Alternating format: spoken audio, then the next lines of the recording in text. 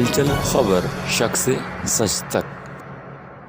जी हाँ दोस्तों, नमस्कार, आदाब, सलाम। मैं हूँ फखरुज़्ज़मा और आप देख रहे हैं हलचल खबर। सबसे पहले दोस्तों, आप सभी जानते हैं कि आज संसद के सदन में आम बजट वित्त मंत्री निर्मला सीतारमण द्वारा पेश किया गया है। मैं आप सबको ये बताना चाहूंगा कि आज का ये बजट मोदी सरकार की चौथी बजट होगी और हलचल खबर आज आप सबों के सामने आर्थिक सुधारों की दिशा में आम बजट में एक बार फिर आगे की राह दिखाई गई है। साथ ही साथ से किसानों को डिजिटल और हाईटेक सेवाएं देने के लिए पीपीपी मॉडल अपनाने की योजना पर भी काम करने का ऐलान किया गया है। इसके अलावा सरकार ने 16 लाख नई नौकरियां आत्मनिर्भर भारत के तहत देने का ऐलान किया है। मेक इन इंडिया पॉलिसी के तहत 6 लाख नए रोजगार मुहैया कराए जाएंगे। निर्मला सीतारमण ने आज आम बजट पेश करते हुए कहा कि अगले 25 सालों के लिए नए भारत के निर्माण की दिशा में हमने एक मजबूत कदम उठाया है। निर्मला सीतारमण ने इस निजीकरण की तरफ एक बार फिर बजट में फोकस किया है। एयर इंडिया के बाद अब LIC पर, फिर से मैं बता दूं, एयर इंडिया के बाद अब LIC पर सरकार की नजर है। LIC का IPO जल्द ही बाजार में लाया जाएगा।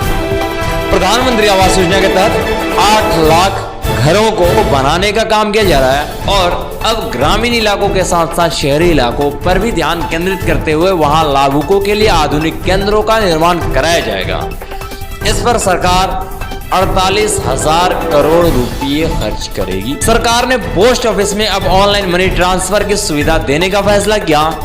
इसके लिए डाकघर के देश के 75 जिलों में डिजिटल बैंकिंग की शुरुआत को पोस्ट ऑफिस के जरिए की जाएगी। तो कोर बैंकिंग सेवा के तहत लाया जाएगा। ऑर्गेनिक खेती करने के लिए किसानों को सरकार कीटनाशक मुक्त और केमिकल से खेती के लिए किसानों को आर्थिक मदद देगी। सरकार ने डिजिटल यूनिवर्सिटी बनाने का फैसला लिया है। इसके तहत स्कूलों में स्मार्ट टीवी लगाने का भी काम किया जाएगा। कोरोना महामारी के बीच ऑनलाइन एजुकेशन की ताकत को देखते हुए सरकार ने फैसला लिया। सरकार लॉजिस्टिक की लागत घटाते हुए देश की अर्थव्यवस्था को मजबूत करने के लिए इंफ्रास्ट्रक्चर पर 20,000 करोड़ रुपए खर्च करने का फैसला लिया। आत्मनिर्भर भारत योजना के तहत देश में 60 लाख नई नौकरियों का अवसर मुहैया कराने का ऐलान किया गया है। अगले 5 साल के दौरान 30 लाख नौकरियां पैदा करने की क्षमता सरकार विकसित करेगी। स्वास्थ्य सेवाओं पर फिलहाल सरकार का पूरा फोकस टीकाकरण और महामारी से निपटने के लिए व्यापक अभियान पर होगा।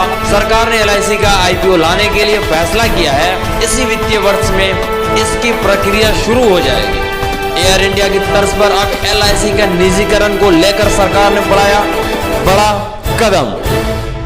बजट में रेलवे के लिए भी बड़ा ऐलान किया गया है।